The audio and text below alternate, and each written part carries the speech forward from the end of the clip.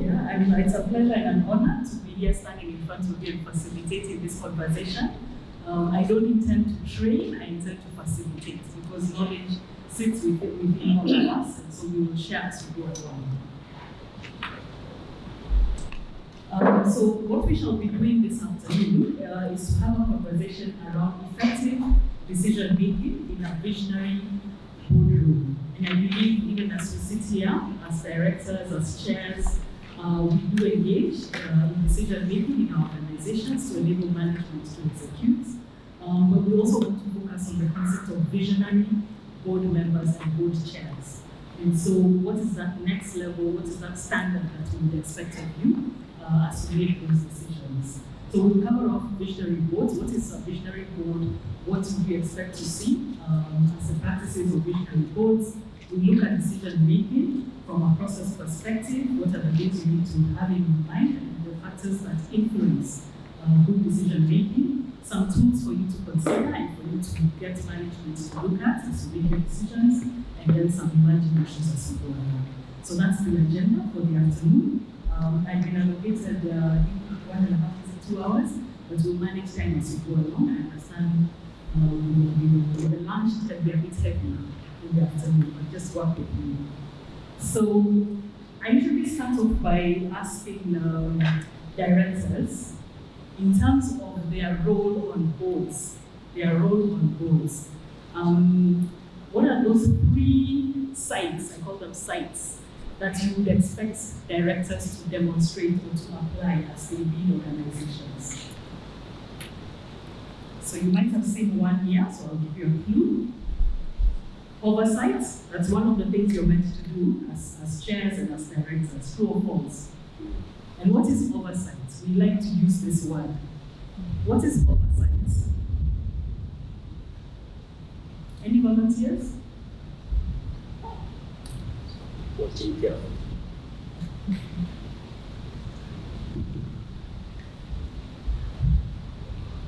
Taking somebody to account. Holding someone to account. Yeah, and asking the right questions, finding out have they done what they were meant to do. Oversight, any other thoughts? What is oversight? Is it using your title and saying, I'm the chairperson of the board of XYZ and I expect 1, 2, 3? Is that how we exercise oversight in our organizations? It's to ensure that due diligence is taking place. I'm saying oversight is ensuring that due diligence of the organization is Due diligence. Yes. Yeah. So you exercise due care and diligence as you evaluate the issues that relate to the organization. So really, as board members, you need to be thinking about creating an environment where you trust management. You expect management to be doing their thing. You expect them to be providing you with information about the organization, the controls that they have applied, as far as the resources of the organization are concerned. You trust them in that, but also check it. Sense check it. Ask yourself, does it make sense based on what I'm hearing, what I'm seeing our competitors doing? Check it independently so that you make sure that the information you're receiving is actually correct and can be verifiable. So it's not your only source of truth. So you exercise the role of oversight. Any other site that as directors you're expected to show? Foresight, thank you very much. What was that? Let's move along to foresight. So you can see that the vehicle, can you see this mirror here? That's this one here. So you assume you're in a vehicle and the vehicle is moving forward. So as chairs, you are driving your organization forward, but you have the ability to use mirrors to help you see where you're going. So you have the side mirrors. Those of us who's right, you have the side mirrors, and you also have the mirror that is, what is it called? This mirror that's in the middle of the, is it a rear view mirror that helps you look behind? Where are we coming from? What are the trends last year? Why are we performing this way? And you get a sense of how have we been doing in the past, but that should help to inform the future. And as you drive your vehicle, you have the windscreen that helps you look ahead and look into the future. So as directors, as chairs, you need to bring in this skill of the ability to look ahead. And that is what we're going to be touching on more this afternoon, which is around the vision. So as board members, as chairs, help your board members to think about that future, set the direction. If you're in the wrong, maybe you're started going this way, but then you find that actually the environment around you is changing, you need to change course. Again, have the courage to be able to point out and modify that direction, identify the opportunities, but think about the environment in which you're operating, the environment, because that has a key role to play in terms of your results for the future. So other than that, the third side is hindsight. So we talked about oversight, foresight, and hindsight. That's ability to look behind. Use the information that you have to identify red flags and then understand what is the root cause of the situation, especially when you're having a crisis or there's an issue that is not working. And as directors, your role is to look at the forest. You'll use your helicopter, come and just check how is the forest doing, is it looking healthy? Are there places in the forest where the trees have been cut? And then you need management to actually do the look after the individual trees in the forest. So yours is a helicopter, and you use your gift of hindsight. So whenever we think of visionary boards, I'd like to play this clip just to help us think through what you'd expect to see in a visionary board. I believe you have been given some notebooks. Please try and capture 1 or 2 points that you think would be useful to you. So your thoughts around the clip and what is vision? I think the chairman was trying to say that for an organization to prosper well, we should identify things that will make the organization to improve from what it is now, looking into the future. And also building a strong culture that should be able to take the organization through, so that as time goes, the culture, if it was not there, it will have been built. And the idea is for the organization to improve each year until it reaches its maximum, which I do not know. Our chair here shared about vision being very much about the long term, looking far into the distance. And you might not even be here as the chair, you might not even be here as the director. You have come, you have served your term, you have gone, but you have left a vision which is aspirational, which cuts across all levels of the staff and calls their hearts and minds and helps them shape a direction that they can look to in the future. And the second thing that our chair said here was about culture. It helps you underpin culture and how you bring in people, how you attract them, whether they connect with your vision. You know, especially nowadays with our young people, for them it's about whether they are, they feel motivated to come to work in your office, in your space, and how you accommodate their ways of working, particularly now. So having a vision that can really talk to their hearts and minds. So Cisco, which is a tech company, the vision that they had was to change the way that people live, work, play, and learn. And at that time, he didn't know how he was going to achieve it. And as chairs, that is your role. You have to be ambitious, you have to be courageous, you have to challenge the thinking and look far into the future and come up with these audacious goals. The how is left to the management team. They are the ones who will go out and figure out what does that future look like. How do we get there? What's the plan? So visions don't just sit on the shelves. They don't just sit at the reception there on the wall where we've written our vision is to be the #1 drinks company in East Africa. It has to be lived. It has to be articulated in every forum where you're engaging with your team members, with your management team, with your stakeholders. Having that at your fingertips, it's very important. How you articulate and communicate, break it down into language that can be related to. Do we know our organization's visions? It's actually to impact on agriculture in Kenya and to change lives. Our vision is empowered, competent, and ethical practitioners. Ours is a world-class urban rural network for sustainable development. Urban, world class, already I can feel the stretch. Urban World Class Road Network Road network for sustainable development. for sustainable development. This week, have we been hearing this word, sustainability? Sustainable. Have you been hearing it in the news, radio, social media? What's been happening in Kenya? Sorry? Climate. Sustainability from a climate finance perspective. So the buzzword now in many organizations is this thing called sustainable development. Well, what is sustainable development? What is sustainable development? What does it imply? One that will endure.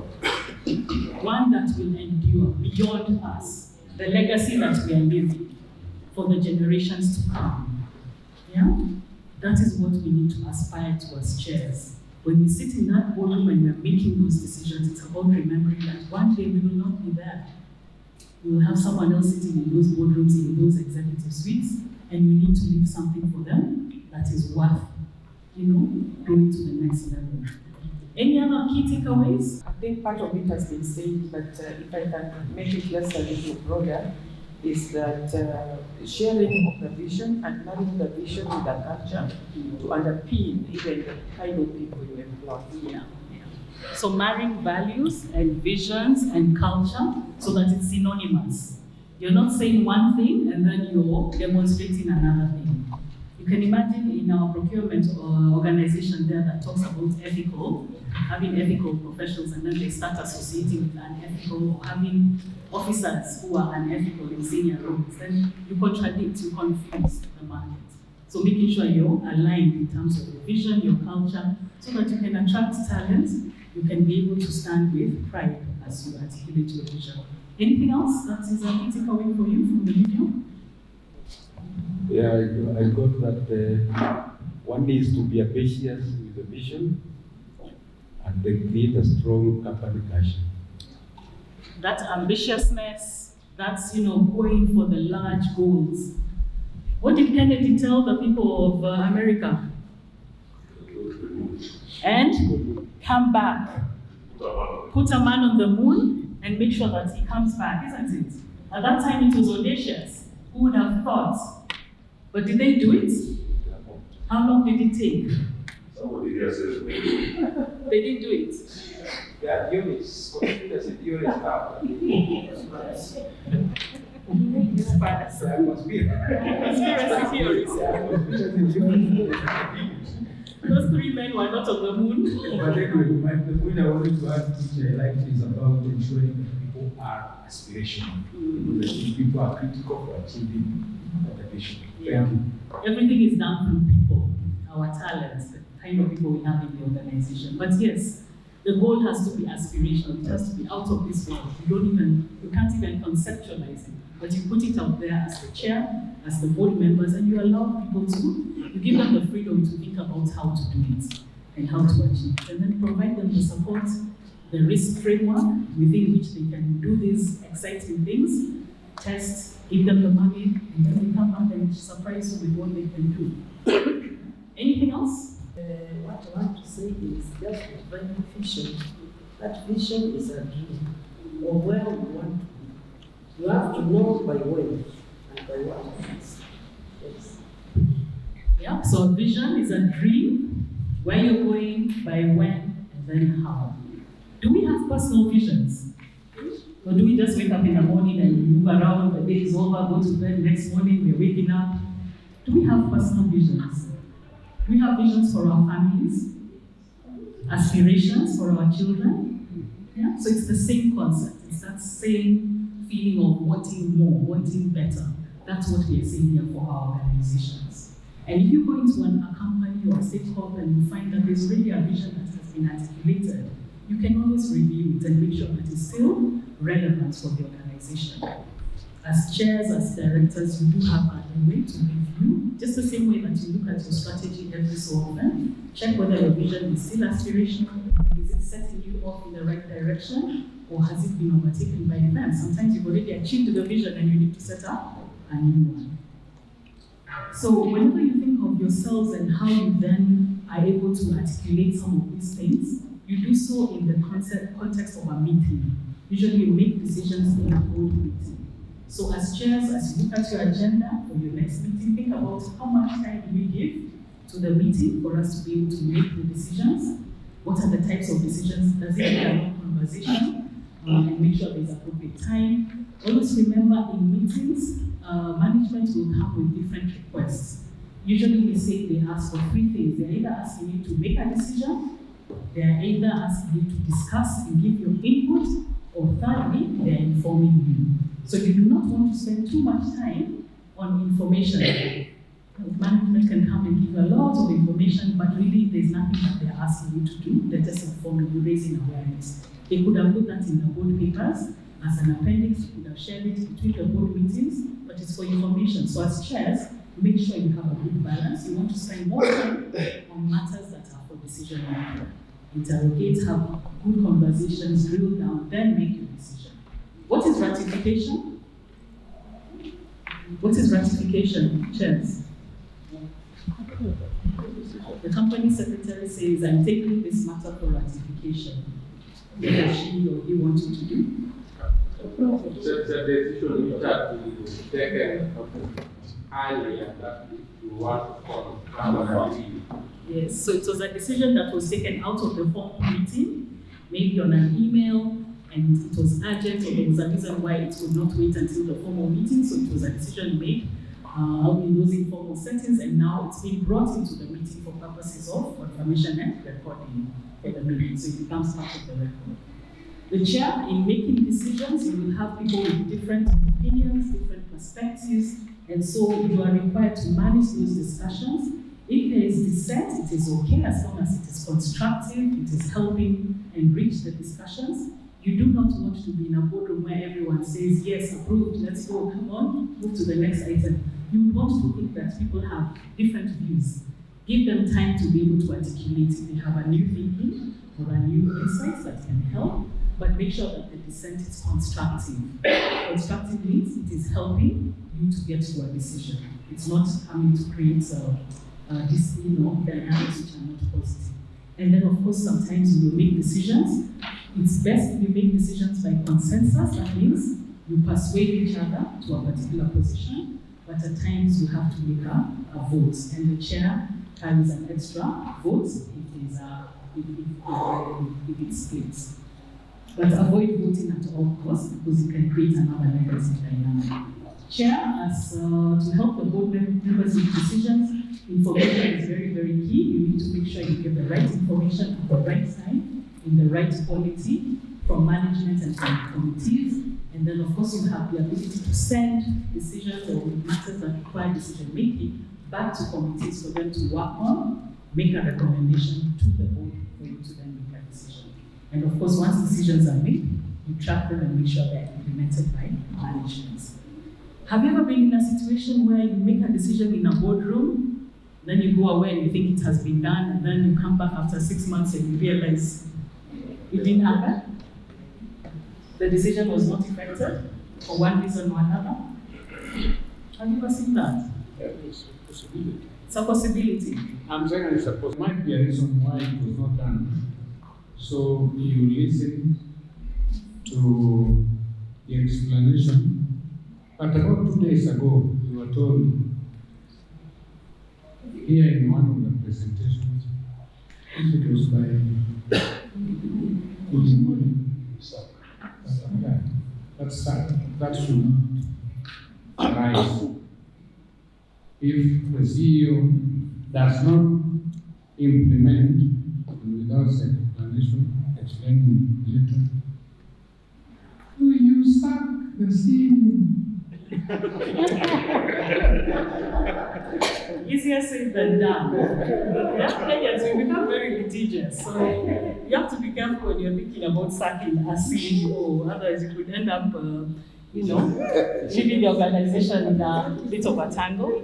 So yes, there could be a possibility. If the explanation is not substantiated, does not make sense, is not logical or rational, then maybe the board might consider sacking him. But there's a process that needs to be followed in HR before you can get to the point of sacking a CEO. Because you don't want to get into litigation, yeah? What else would you do as a chair? You've made a decision, you've gone away, next quarter you have your normal meeting, matters arising, maybe it didn't even mention it, or if it mentioned, it just reported that, ongoing. 6 months later, then you ask and you're told it didn't happen. What do you do as chairs? Why should it even happen when you have an agenda of matters arising? How does it happen? You as a board are supposed to go through what you resolve and then decide and see the action taken. And if you are not able even to see that, then the board is also at blame, because they shouldn't have taken that long. Because the next meeting you have to review matters arising from the meeting. And write and ask for an explanation, which the CEO will then give and say, for example, the CEO says, Chair, the reason why I have not executed it, and I've had some CEOs say this, is because I was waiting for the minutes to be approved at the next quarter's meeting. Once they're approved, now that's a decision. Have you had that explanation somewhere? No. There are some CEOs who say, yes, we made a decision on what is today. What is today? September 7. And we are in a board meeting here. We decide that we are going to open a bank account at NCBA, and you have signatories. It is upon the management to take up the resolution and implement. The next meeting will just be a confirmation of what was discussed and resolved. But that should not stop management from implementing. That's why you review them, you say this was said or correct here, but the decision has already been made. Management needs to execute. So that explanation cannot stand, and you need to unpack. As the chair, you need to understand, is there something else that the CEO is communicating to you? So what do you do? By not? What do you do? What do we do to a CEO who gives you that as an excuse? In private sector, we fired them. They did not execute the board's decision. It seems to imply that the CEO is acting in subordinate. Where they have godfathers, now you're introducing another concept. They have people who protect them. You don't fire them. What can you do in a situation where there is a protected CEO? But they are not executing. And today they are not opening the bank account. Tomorrow it could be another decision. A director, a CEO who continually ignores you. Rather seriously, if I'm learning about this during the meeting, because I would expect if there is good relationship between me and the CEO with firmness and integrity, he should have the courtesy to call before the meeting, just to say, okay, Chair, we passed this, but I've not done it because of this. So that I'm not learning about it during the meeting. With your fellow directors. No. To me, that is unacceptable. So for this CEO to feel confident and comfortable to come to you as the chair and say, I didn't do 1, 2, 3 because I'm stuck 1, 2, 3, you as the chairs have to be engaging. Remember, you're the go-between the board and management. So you are the ones working with the CEO to make sure things work. And I hope you meet your CEOs. I hope you're not camping in their office. You're not supposed to camp at the organization. That's extreme, which is wrong. But you need to have an open communication with them where they can feel free to be able to say, we made a decision, but I'm stuck because maybe regulator is not supportive or you don't have the money to be able to execute. I am about to review to what you require to have that rapport with the CEO. Yes. And you don't have to wait until the last day to read the minutes of the board to find out what was implemented. If we have a board meeting today, by next week I should ask the CEO, how far have you gone with this issue? And if there are reasons as to why he has not implemented that, which may be valid, because maybe there is another circular which came the other day, or maybe there is a law we missed somehow when we were discussing. We discussed that. So at the board level, I would expect him to come now as matters arising with another report saying we were unable to implement this because of 1, 2, 3. So, but I can't just go and fire. In fact, some of the decisions, not all decisions we make, are always correct. Sometimes we may be on the right, and it will be during the board meeting when he can tell us, as board members, here we made a mistake, or we had no money. But if we ask him to implement everything, he says sack so and so, he goes and sack. It will not be a What you're raising. Yes. Chair guides and says, okay, fine. put it in a paper, let's wait for the next meeting, call a special meeting, send by circular. So there are options available to regularize that matter and bring it back to the board. You inform the board what is the issue, get direction or a new decision from the board so that it moves forward. Are we clear? So chairs, do not just sit back and wait to fire people. You have a role to play as well. It's a joint responsibility to get decisions executed. The person on the ground is the CEO, but sometimes the CEOs are stuck for one reason or another. You need to be able to listen, you need to apply judgment, provide guidance on how to course correct. Okay? Thank you. So that's the bit here around monitoring performance, whether those things have been done, the decisions. The culture that you set as chairs in your boardroom, we have chairs who are dictators, but we also have chairs who are very gentle and soft with their directors. Please think about the culture. And in the video, the gentleman there talked about vision and underpinning the culture of the organization. But you as a chair need to ask yourself, what is the culture that I want to have in my boardroom that can support good decision making? And I propose these things. You need to create an environment in the boardroom that is open and trustworthy.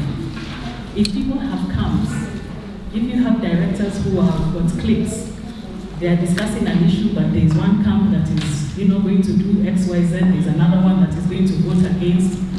It doesn't help having those side chats, corridor conversations. Bring it out into the boardroom, discuss openly, but once a decision is made, you walk out of that door, you speak with one voice. But you have created an environment that allows people to speak freely and give their diverse perspectives, dissent, have that contribution, and then you now make a decision and you close. Culture of having a trust, an open culture and one where there's a climate of trust. Constructive dissent is good. I used to sit on a board where there was a gentleman who would always dissent, but his insights, the way his mind thought, really helps us to think even more deeply about issues.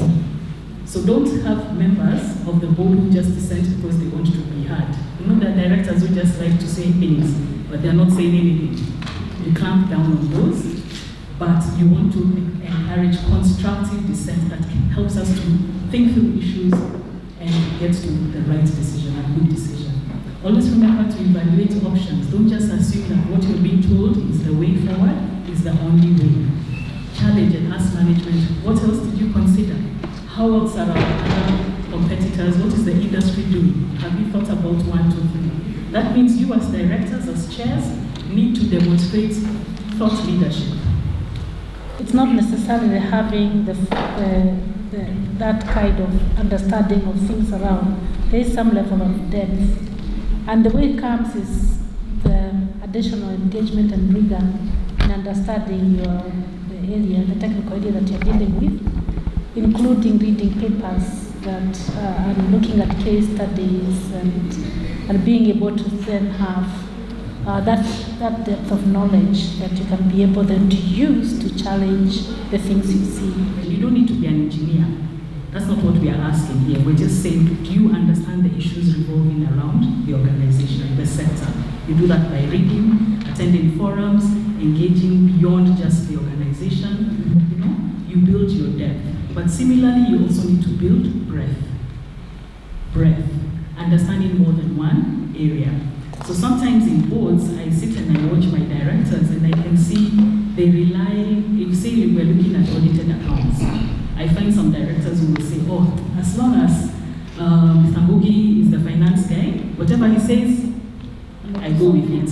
If he has said the accounts are okay, there is no question on the numbers, I vote with him, we approve. But that is his speciality. But you as a director also need to have an understanding of numbers, basic understanding of what's a P&L, how does your organization generate value, what are the costs underpinning the way you run the organization. So those basics, interpretation of financial statements, you've got to have that. Don't just wait for your finance professional in the board to be the one who gives you that direction. So depth and breadth. And your CEOs are the people that usually will know whether or not you're thought leaders. Your management team, if you're a chair of a committee, that head of department will know whether or not I take this chairman seriously. or chair ladies seriously, because they can tell whether you've read their papers, but they can also tell whether you know more than what they're telling you. So please challenge yourselves. Don't just wait to receive. Yeah? Read around the topic. So evaluate your strategic options. Ensure that the people in the room are accountable as individuals. We have a concept in law called joint and several liability. So when you're making these decisions, remember that you will all be held accountable. You will all be held accountable for the decision. There's individual accountability and collective responsibility as well. Shared goals and vision. Always remember to come back to ask yourself, what is the vision that we had for the organization? The decision we are making, the discussions we are having, are they aligned to this? Or are we now talking about things which are taking us away from the goals that we had set for ourselves? The process of making decisions, simply, number 1 to 6, you start off by identifying the problem or the opportunity. Always remember, it doesn't always have to be a problem. There could be an upside, there could be an opportunity that is waiting for you to take. I'm not a climate, I'm not an environmentalist, but just watching the news this week with the Africa Climate Summit, what opportunities are there? What opportunities could you see in this conversation that either your organization or even you yourself could position yourself to take advantage of? Would you pick up anything that you could do or your organization could do? Any opportunities? We carry out activities which are climate change friendly. But of course, with an objective, not from the objective of our state corporation. Maybe with an objective of making something out of it, because the state corporations as it were, majority of them are, they are highly regulated. I'm not sure whether the government is going to come up with some policies, especially for lending. Because if there were some incentives to lend to certain organizations which do certain activities which are climate change friendly, then the banks, of course, will want to take such an opportunity. I think there's an opportunity, especially now that we are moving towards what are they called? Electric vehicles. Cycles. Maybe for putting up power charging stations. I think it's a big opportunity. Kuna pikipiki, I think the president was using some. He was also seen driving an electric car. I think that is an intent that is probably sending to us to start getting ready and seizing the opportunities that are going to be created. For consideration, I think one of the things that is coming through is about the carbon credit. I think it is good for corporations to, and of course, it's important for us to know our carbon footprint. And if possible, have an evaluation done by experts to see what you're doing and how you're doing it, and start contributing as an agency towards the efforts of reducing the greenhouse gas effect by even planting trees. I think there's a lot of explanation of how you do the calculation of how it can be done and how you know your footprint, carbon footprint. But one of the things, like my organization was at KICC, was exhibiting how they are contributing, because we are also talking about smart agriculture and ensuring that farming systems are not contributing to excess gases, but actually are reducing the greenhouse effect. Thank you.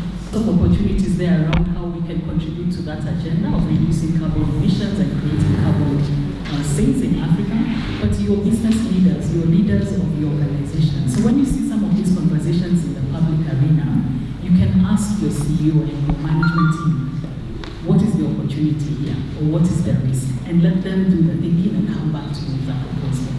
There's a national agenda around that. Yeah? You don't need to be the expert, you don't need to know, but you ask the right questions and listen actively to what they're saying. Then you can then say, okay, maybe we need to set up a Maybe the risk committee needs to look at sustainability. Or do we need to hire a sustainability officer to drive this agenda forward and get us into the right space? In our offices, and why I was saying it doesn't need to be big, complex things. We have staff in the office on a daily basis. What do they use? Electricity. Where do they throw their rubbish? Do we have that differentiation of waste management? So it could be as simple as that. But driving the consciousness and asking, are we being environmentally sensitive? What is the level of contribution that we are making in our day-to-day operations that's contributing to this problem? In terms of our country strategy of universal health, I am quite sure that our country will not be able to sponsor universal health in totality. But there is money all over the world tilted towards climate change, and I think that we should be thinking of reprogramming our programs and plugging in climate change so that we can get some sponsorship. Okay, so identify the problem or the opportunity, the risk or the growth opportunity for your organization. Secondly, ask management to give you the relevant information. And there's a lot of analysis there. You generate those options and alternative solutions. We could do one, we could do two, we could do three. Then you go into a process of evaluating and selecting the best option, implement the decision, and then monitor and evaluate the results. So this is a basic decision-making process. You use it for any decision that you're making in your home, in the office, with your board members. Walk them through this. Yeah? And then don't forget to monitor and evaluate the results, because sometimes you make a decision and realize it was the wrong decision. Come back again. Did we identify the wrong problem or the wrong opportunity? What is the role of executives in helping you as chairs to go through that decision-making process? Do we have some executives in the room? Yeah? Okay, this is what we would expect of the chairs and the board directors expect. Management have a very critical role in supporting effective board decision-making. You are the ones who provide the board members with information. It needs to be relevant, it needs to be material, it needs to help stimulate discussion on emerging issues. That's why I put to you the climate change. It's not a discussion that's out there. All of us are being impacted by climate change. And we are business leaders, we are organizational leaders. How does it work in our organization? What are those emerging issues? Assist management needs to help the board analyze and consider the issues, and then if there are any questions in these areas that you have been asked to relook at, come back to the board, respond to those issues that have been raised. So that is a critical role that the executives play. I think we'll do this very quickly. What are some of the factors that can influence decision making in a visionary boardroom? The quality of the paper presented to the board. The quality of the papers presented to the board is very key. The timeliness. Sometimes you can have a great paper, but it's sent to you the day before the meeting. You haven't had a chance to read it. What else? Preparedness. Preparedness of the directors to make decisions. But sometimes you have directors who prefer to defer. Have you been in meetings where you never get to a decision, the matter is deferred? Let's call a special meeting. Let's have another special meeting next week, because maybe there's another agenda about sitting allowances. But make decisions, because management needs those decisions so that they can go and implement. So clearly, when you're thinking about decision making, just again, recapping, remember the vision, the culture, expertise, have diverse experts in the room, in the boardroom. Remember to research and analyze, and then more importantly, data. We are living in an age where data is so readily available. At a click of a button, the finance person can give you the data you need to support a decision. Leverage that, demand it. Ask them, where is this coming from? What is the source of your information? Where is the data? And can it be validated? Critical thinking and creativity. So as chairs, remember to think beyond, out of the box, be innovative, set criteria that can help you make decisions, such as, is this decision aligned to our strategy? Is it financially feasible? If it's not, then we don't look at it, we don't even explore it. And have you done the risk assessment? Is it worth taking place? Or is it too risky? Let's just stop. Kennedy, when he made that vision statement, he could have said, Hassan could have said, Sending a man to the moon, how many people will we lose? But you put in place a risk framework that helps you mitigate the risks to health and to people. Always have scenarios. So during COVID, what happened during COVID? We saw a lot of board members saying, if this happens, we do that. If that happens, we do that. Scenarios. Yeah? Because you don't know what will happen, what will come through. So you start thinking about contingency plans. How do we move people from here to there? How do we secure the health of our staff? Develop scenarios and contingency plans when you make decisions. Because sometimes you make a decision thinking it will go one way, but it doesn't. Have a plan B. In case it doesn't go your way, you have a plan B or plan C. Engage with your key stakeholders so that you hear what they're thinking about this potential decision, and that helps you then to make the right decision and take your stakeholders on board with you. Now, an area of tension is when you have to make decisions that are long-term, and yet you might have short-term considerations. So for example, executives sometimes are thinking about the 1 year, maybe there's a bonus that is at stake, and they might push you to make a decision that is short-term in nature because they have another agenda. But as directors, and even under the Companies Act 2015, we've been asked to think beyond the short term. What will that decision mean for the long term for the organization? Be willing to change course if the decision outcomes are wrong, and then remember, decision making is an ongoing process. You don't just leave one decision, you keep reviewing, learning, and committing to the long-term success of the organization. So I want to play this clip that will demonstrate to you that decisions are very complex. This is based upon research that we did. We've gone into 10 boards and we've observed them, we've videotaped them, we've asked lots of questions, etc.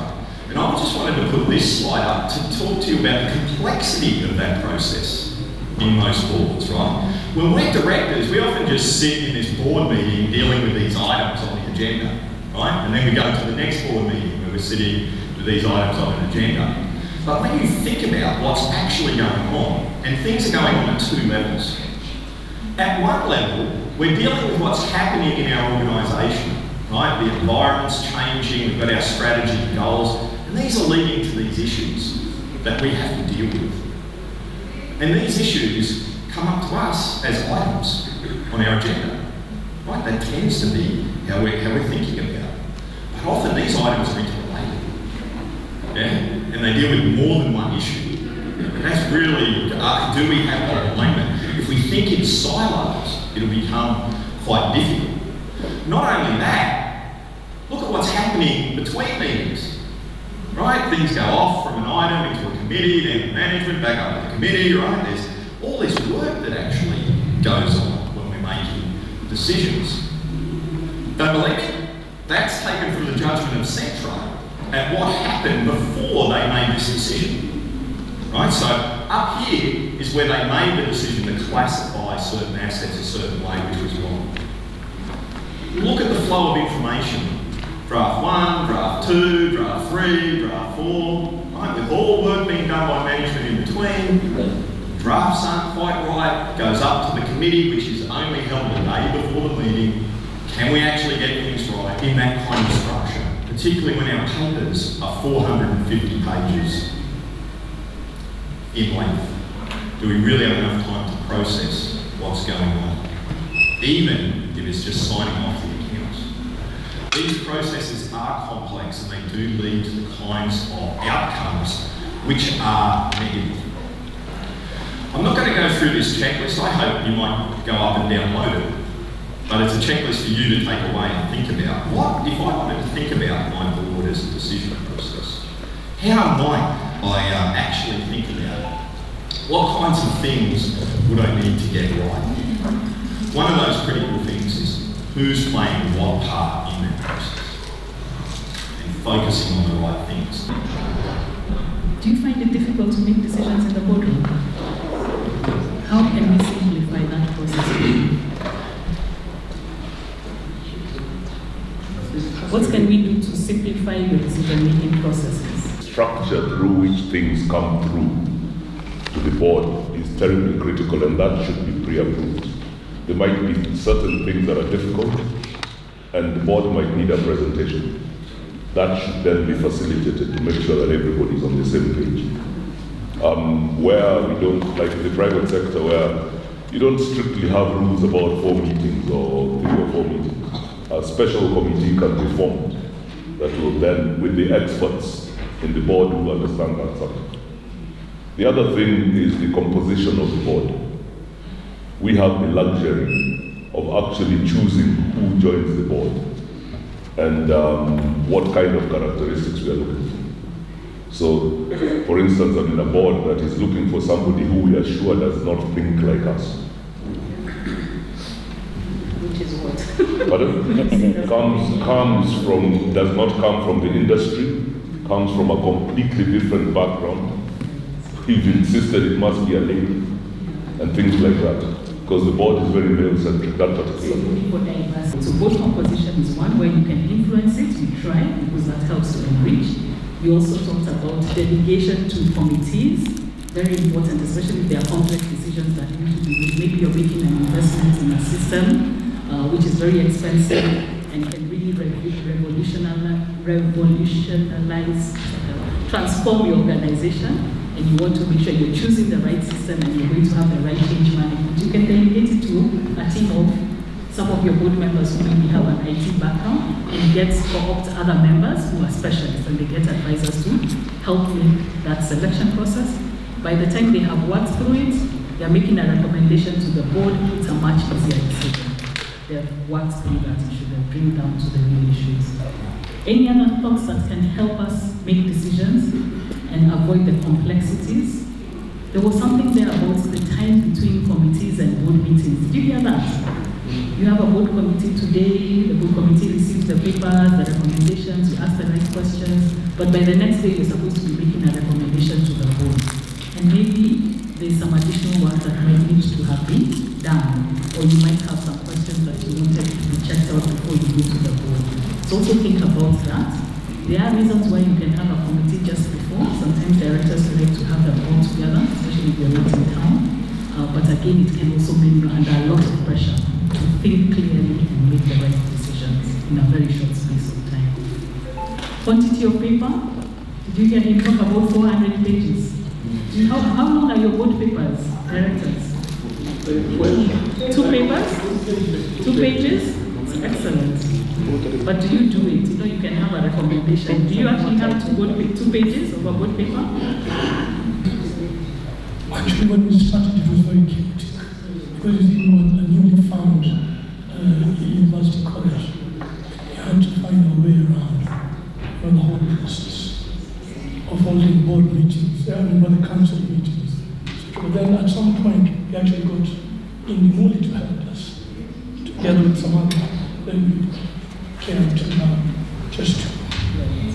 And your board members are able to make decisions based on information that is in 2 papers. Absolutely. So how does management synthesize all that data? What do you see them putting there as some of the headings to help them? Training, so there's been training that has been invested in the process. And there's also a process of condensation. So we normally just put the things which are important for them to know and for them to make a decision. And for the most part, usually, they take time to consider what is put before them. And we also ask sometimes, we have people in attendance sometimes to bring them up to speed on the issues that they are not well aware of. 2 pages rather for a board paper. And then do you have appendices at the back? Sometimes, yeah. The detail is in the appendices. Because we all have different styles. There are those directors who like a lot of data. So for them, you make sure the appendices are there, they can drill down into that. But high level, your 2-pager has your issue, what is the background, the options, the risks, the benefits, costs, your recommendation, you walk through that whole framework just to help directors make decisions. Anything else to simplify decision making in the boardroom? Okay. How do you reach decisions in the boardroom? There are different ways that you can do so. Ideally, we would recommend we make decisions by consensus. That's where the board, led by the chair, agrees, we compromise, we listen to each other, persuade each other to a way of thinking, and then arrive at a compromise that is acceptable to the majority of the members. You can either vote, and this could be a majority view, so if more than half of the board members vote in a particular way, that is the decision of the board. Could be through having an independent person who comes and listens and then decides for you. Could be mediation, where you have two different views, and this person comes in as a mediator to help you arrive at a compromise, and then it could be that you get an independent facilitator who comes to work with you to find a solution.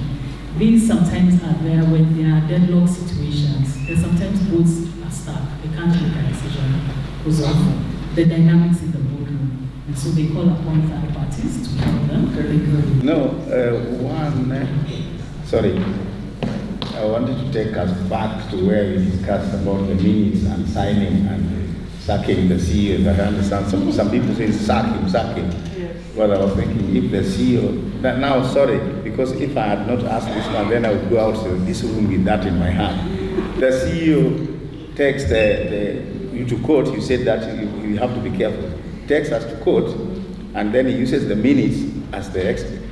That it was not signed. That he was, so I was going to ask, when is the minutes valid? When they are signed or before they are signed? That is one. But when it comes to the issue now that we are discussing, there are some stakeholders. Like if it is from Treasury, the directors may not question. If it is from the CS office, they may not question. If it is another one outside the government, then they'll be suspect that you've been given some money by their idea. So they'll start asking, how much do we get from it? I just wanted to say that even in the private sector, there are situations.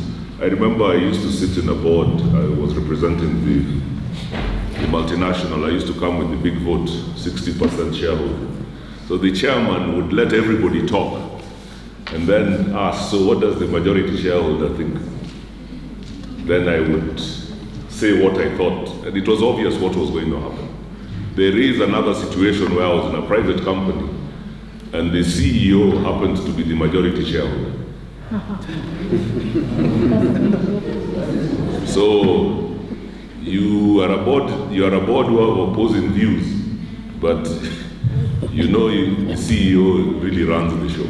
So even in the private sector, it's not as cut and dry as sometimes it comes across. There are, in multinationals, there is always a dominant shareholder. What they are very good at doing is making sure their view is very clear up front. Thank you very much for sharing that. So it happens in public sector, it happens in private sector. There's a new concept that was introduced in Kenya in the Companies Act called that, we call it the shadow director. The shadow director is that person who is shadowing you. As you enter the boardroom, you hear the voice of this person saying, vote in this way, or make a decision in this way. We know them? Do we have a lot of shadow directors in our boardrooms? Yeah? It is a concept in law, and it has been enshrined in our new Companies Act. And we need to be very careful. As directors, we have a duty to exercise independent judgment, make the decision in the best interest of the organization. You have to be mindful of stakeholder views, stakeholder thinking, but at the end of the day, make the decision that works for the organization. And if possible, lobby upfront to help the other party to understand why you think in a different way. And then you make your decision. Sometimes it's not easy, it takes courage to go against the views of the majority, but sometimes you need to. It has saved some directors. Uchumi, we had a director who had an opposing view, and she insisted on having that recorded in the minutes as a dissenting opinion. And when Uchumi got into trouble, that is what saved her when the Capital of Markets Authority did their investigations. So if it's a matter of principle, if it's a matter you feel very strongly about, and yes, you have the voice of the shadow director or your appointing authority in your ear, remember at the end of the day, it is you. It is you, your reputation, it is you, your life, it is you and jail. So make the decision as best as you can. Not easy. Easier said than done. Okay, are we together? Yes. Please. This is a case of I'm a tumor. It's all indicated to you. He has dedicated to you. My position, as agencies, we had the obligation to deliver what the appointee determines. But I have a practical one now, which is illegal. All of you are aware of our students are going to the university before they reach the age of maturity. And the contractual obligation between health by the law of contract is that you cannot enter into a contract with a minor. But the cabinet has made a decision, we should contract. So we are engaging that in the morning and trying to see how we can implement. And we all want to do it. And now we are looking at the contractual obligation. That's the dilemma I have. There needs to be transparency in the record. If pressure is coming from a majority shareholder or a party with overwhelming interests, that needs to be documented within the minutes of the meeting for the protection of the directors, the chairman and or chairperson and the CEO. The difficulties arise when this interested party has requested an action to be taken for which there is inadequate justification provided by management.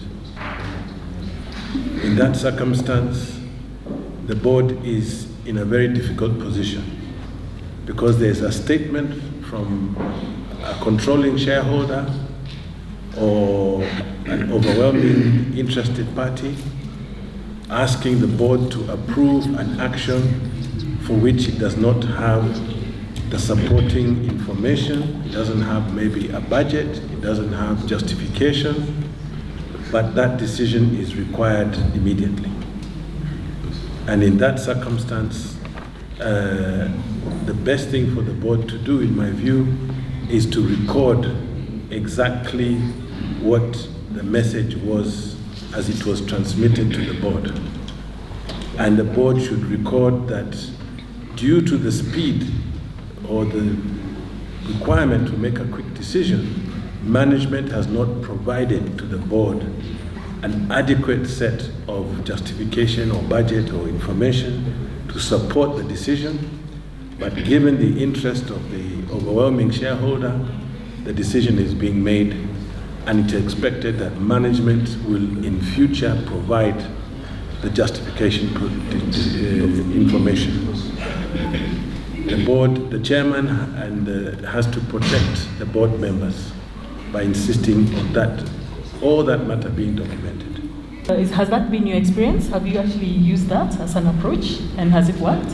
I refuse to answer that question on the grounds that the answer will be Okay.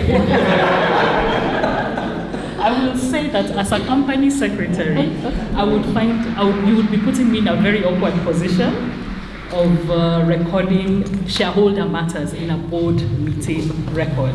You understand the differentiation between shareholders and directors. If I'm in a board meeting, I need to capture the thinking and the decisions and the rationale of those decisions made by you as directors. If we were in an AGM where we have shareholders, that's a shareholder forum. And what you have said, so I can hear where you're coming from, but the practicalities might preclude that being captured, because again, there's also the element of, why is the shareholder thinking being brought into a board meeting? Why are you thinking about it, even paying attention to it?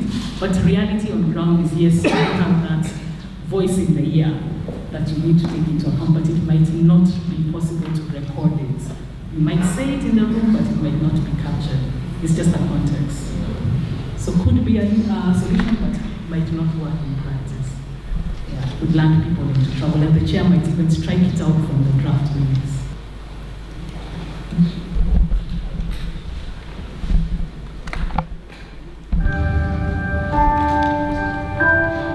we see that there's an approach to leadership that really starts with the leader's mindset that's really critical here. And the particular type of mindset that we find to be important is what we call a both-and mindset.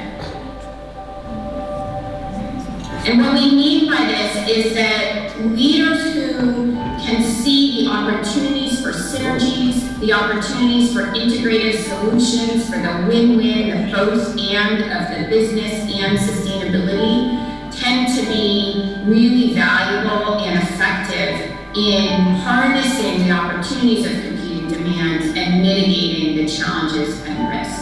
And importantly, when we talk about a both-and mindset, we don't mean people who try to erase or ignore the very real and very important differences and points of tension and sometimes conflict between business objectives and sustainability objectives. Rather, a both-and mindset is about recognizing and honoring and paying attention to those differences while trying to harness them in the service of finding points of connection, finding points of synergy, and finding integrated solutions. So we see this, for example, in the large natural foods retailer Whole Foods Market, which operates hundreds of stores across the United States and now globally as well, with a mission of promoting natural foods and environmental sustainability while also operating a fast-growing and profitable retail chain. And at Whole Foods, the most effective managers and leaders of the stores were those who adopted this both-and mindset. And what that means at Whole Foods is that they were respectful of and conveyed the value of the folks who focused on business, and they certainly paid great attention to profits and growth, but they also understood and valued those who were more idealists, if you will, who cared more about the sustainability focus, about natural foods and health, and they sought to help each type of employee and each constituent group in the organization understand the value of the other.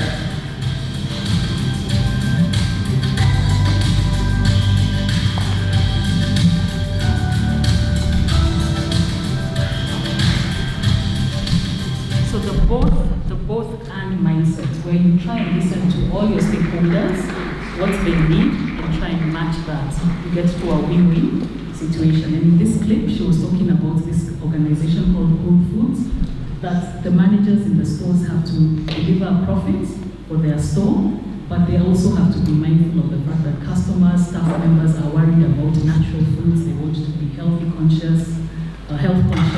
So how do you marry those different perspectives and still deliver profits at the end of the day?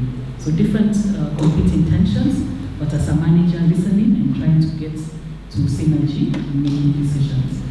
This very quickly, sorry, any other thoughts on that clip? Both and mindset? So it doesn't have to be you are the one who is right and I am wrong, or I am right and you're wrong. As leaders, we try and get to a synergy, a place where there is both people winning. Not always easy. Any thoughts? Follow through on both decisions. So you have a win-win situation. How is it documented? How is it in decision making? It will just be documented as the decision, but at least all the parties in the room, they are happy. Yeah. Sorry? Just quickly, remember, when you make a decision, as the chair, make sure that everyone has understood what you has been agreed. Have you been in meetings where you walk out of the room and you're surprised by what you hear being announced? You thought you made a decision this way, but what you're hearing the chairman announcing is, it happens, yeah? So, and you make decisions, especially critical ones. Chairs, please just summarize. This is the decision, so that even the person taking the minutes understands and every director understands what has been agreed. The minutes need to capture two things. What was the decision reached by the directors and why those decisions were reached. And remember, finalize your minutes quickly because they're still fresh. As the chair, when we're reviewing them, you can then know that yes, this is how we made this decision and this was the right decision. Notes need to be clear and precise. Managers, directors, learn to take your own notes in the meeting. Don't wait for the secretary. Also try and capture your own notes so that you can be able to recall and explain. Make sure there's an action log or matters arising and there's clarity over who is responsible for that matter arising, and make sure it's And then please, minutes need to capture what was said in the meeting. Don't introduce conversations that happen outside of the meeting or happen after the meeting. Minutes capture what was in there, what was decided in that meeting. There are sometimes you finish a meeting, then you go and discover some new information and you want to introduce it. And as the chairman, you have the power to insist that the company secretary add this. Please, if it was not said in the meeting, you cannot have it in the minutes. Checklist for decision processes. Remember the gentleman on the video? He talked about this checklist. So how are the decisions aligned to our strategic issues, our big strategic issues, and who are the people who are involved in decision making, and the documents that are available for us to refer to. Sometimes we have policies, we have charters that give us mandates, or actually tell us you can only make a decision up to this point. Beyond that, you have to refer to an appointing authority, or you have to refer to a shareholder. So look at the document so that you know who can make the decision and what is the guidance around the decision-making process. And then check whether your decision processes are right. Is your source of information just management, or do you have other sources of information to corroborate? What's the timing between meetings? Do you have time to consider your board papers, and can you make sure you put aside your biases and your assumptions when it comes to important decision makings? And then remember that decisions evolve over time, yeah? They develop over time. And then consider the impact of integrity, ethics, and data, especially digital data, as you make your decisions. I am conscious that I have gone over my time and my chairman is here. He might penalize me. But thank you very much. That was a very good conversation. Thank you for asking the question. And I really appreciate the interaction that we've had and the engagement. It's been great. And to thank the Institute for giving me the opportunity